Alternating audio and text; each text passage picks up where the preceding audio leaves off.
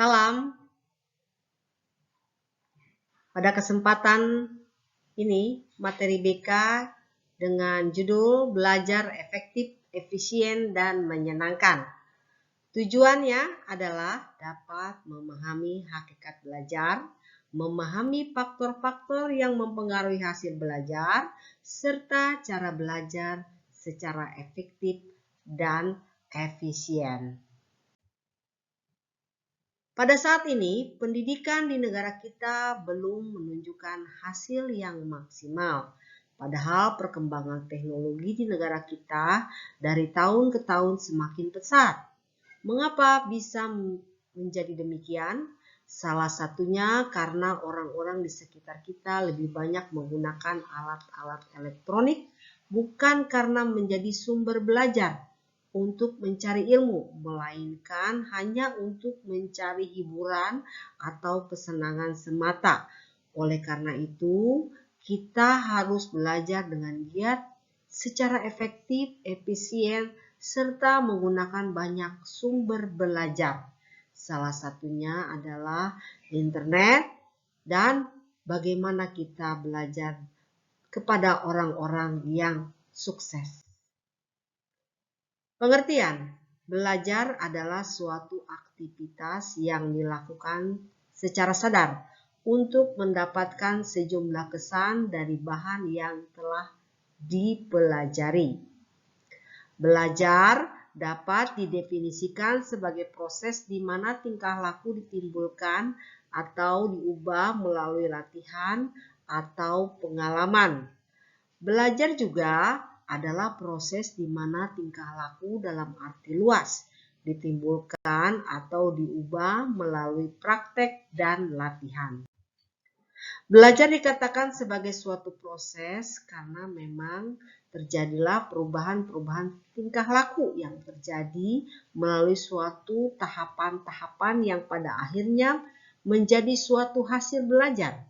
Misalnya seorang anak yang ingin dapat belajar berjalan, maka ia mulai dilatih oleh orang tuanya merangkak, berdiri, dituntun untuk mulai melangkah yang pada akhirnya si anak bisa mulai berdiri dan mulai sedikit demi sedikit melangkahkan kakinya dan kemudian ia mulai dapat berjalan dengan sempurna. Demikian juga bila seorang siswa ingin mengetahui apakah dapat serta memahami sesuatu dengan baik, maka ia harus melalui suatu proses, yaitu tentu saja proses belajar. Proses belajar akan menghasilkan perubahan yang intensional atau disengaja, positif, aktif, efektif, efisien. Selanjutnya, faktor-faktor apa saja sih yang mempengaruhi hasil belajar? Tentu saja ada faktor internal dan ada faktor eksternal. Faktor internal antara lain yang pertama fisik atau jasmaniah. Kedua, psikis atau kejiwaan. Ketiga, adanya kemauan atau niat. Keempat, kecerdasan atau IQ. 5, minat. Keenam, motivasi. Selanjutnya, faktor eksternal atau kondisi eksternal antara lain sarana dan prasarana serta lingkungan sekitarnya. Ada 3 hal yang mendukung terhadap cara belajar efektif, diantaranya yang pertama belajar mandiri, yaitu suatu konsep pembelajaran atas inisiatif sendiri, bukan belajar sendiri. 2. Media belajar.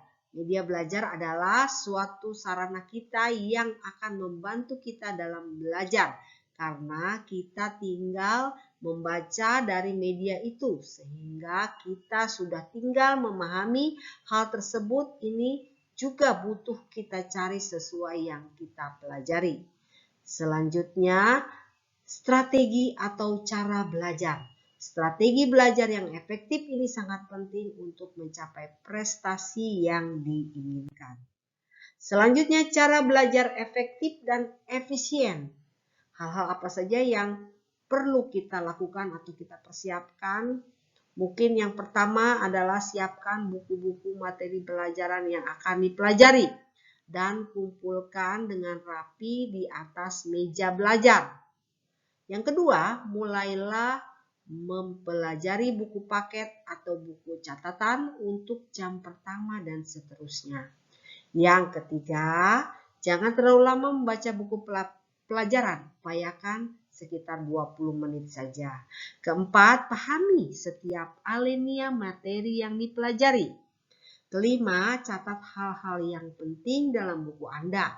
Jika belum dimengerti, maka tanyakan pada guru atau teman yang mengerti. Keenam, untuk pelajaran non-eksakta yang tidak menggunakan rumus, cobalah sambil berbicara sendiri layaknya seorang guru ketika berdiri di depan kelas. Hal itu untuk menguji seberapa persen Anda menguasai materi yang dipelajari.